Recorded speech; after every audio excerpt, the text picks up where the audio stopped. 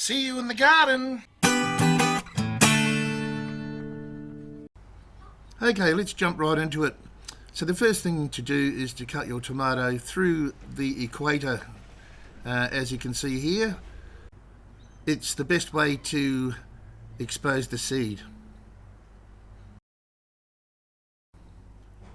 So now it's just a matter of scooping the seeds out, as you can see here, and I'm just putting them into an old Fowler's Vicola jar, and you'll see what the chopstick is for a little later.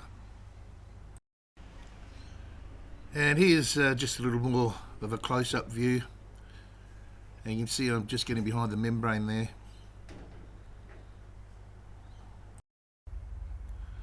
Now I'm just using rainwater here to fill up the jar where I've put all the seeds.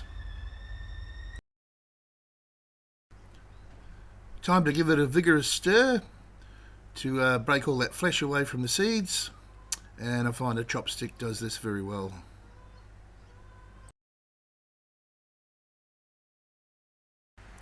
Once you let the seed settle to the bottom a little bit, you'll find that all the flesh, and well, a lot of it, will float to the top, and the lip of the jar here helps to hold back the seed so you're not pouring out all of the seed at the same time.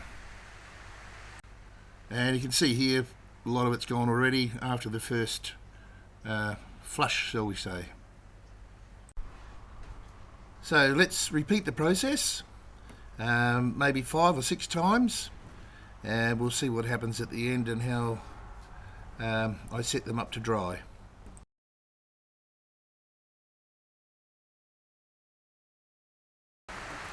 So here you can see I'm just repeating the process and getting rid of more of that flesh.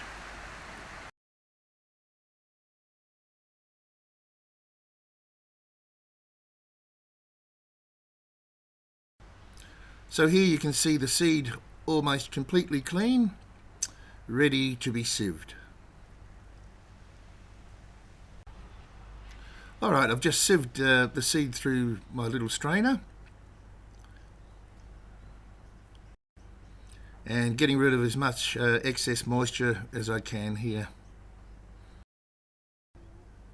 Okay, I'm just using an old vacuum seal bag here and spreading out the seeds as individually as possible, so they're mostly not touching each other, I guess,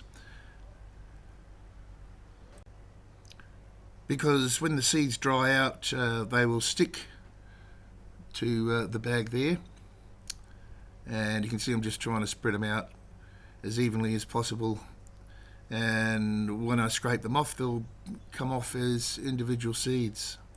So here they are all spread out initially.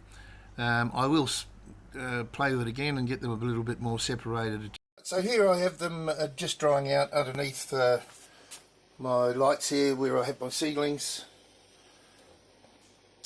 And when they all dry out properly, I'll just scrape them off, and here's some I've done before. These are Juan Flamme tomato seeds, and you can see them there.